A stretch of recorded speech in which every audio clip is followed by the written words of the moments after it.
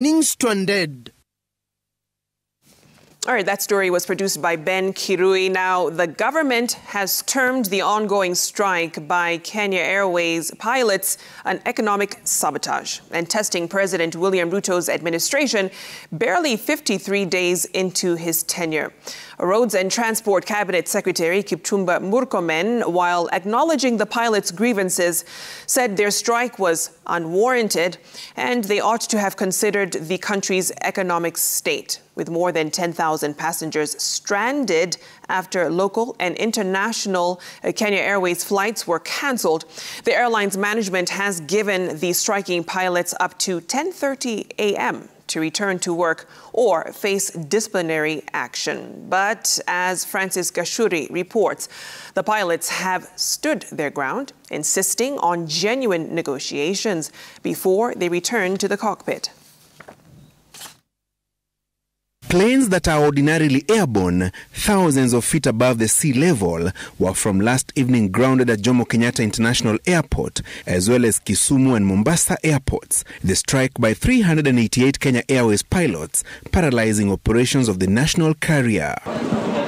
President William Ruto's administration handled its second biggest national crisis after the biting drought, the Kenya Airways pilot strike that has crippled air transport for passengers and cargo. It's unfair for the pilots to try to test the new administration with a strike when we should be working together to support each other to make sure that the company itself is working. And as I said yesterday,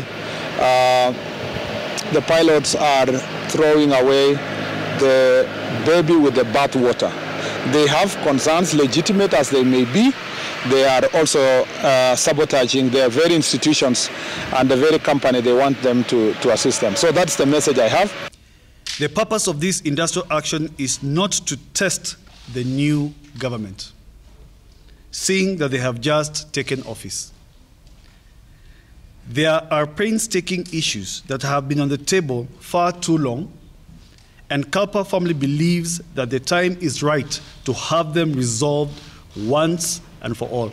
The airline estimates losses of up to 300 million shillings daily, figures that could fly past the 2 billion shillings mark weekly if the stalemate remains unlocked. Yeah, I'm not saying their concerns are not valid.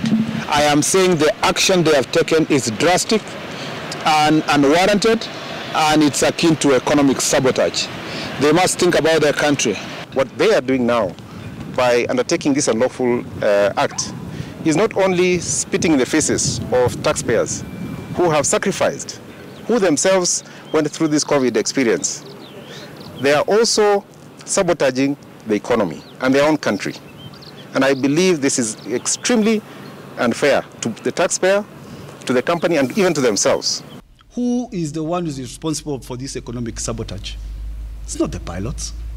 If you cannot be able to handle administrative issues, we have a right to go for industrial action.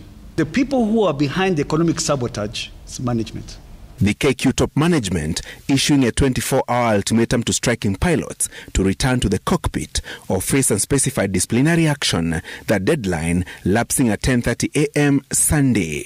There are many people who need to go to where they need to go to, and so we expect the pilots within the next 24 hours to return to work.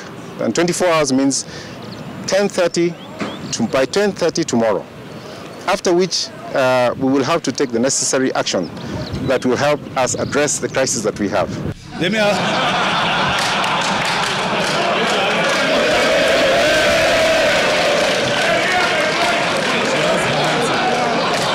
I think you have your answer. All pilots are ready to go back to work once we sort out our issues. Wasije kusema kwamba tumekataa kazi. We are ready. If they hammer those deals at a leo, so what do you think we are here in uniform? Part of the demands by pilots is removal of top Kenya Airways managers led by Alan Kilavuka, the chief executive officer. Other targeted KQ officials are Paul Njoroge, who is in charge of the airline's operations, Chief People Officer Tom Shivo, Chief Pilot Abubakar Bajaber, Employee Relations Manager Grace Wamiti, Hassan Ahmed, who manages the Boeing 787 fleet, and his Embraer fleet counterpart Ambok Ager. They have done this before, actually twice before. The last time they did this in 2016, they forced out the management of this company. Now, first of all, that's not within their mandate. We have every right to call out anything that we find that is not suitable, especially when it comes to leadership. Because we will not be here if the issues that are there had been addressed. We are not going to, for instance, get rid of the management or the executive team because a union asked them to do it. In every company you have grievances about your management, but you don't go on strike because of it, and you don't demand that we terminate those people. It's an unacceptable demand. It will not be met. And as the standoff persists, the Ruto administration says it has options.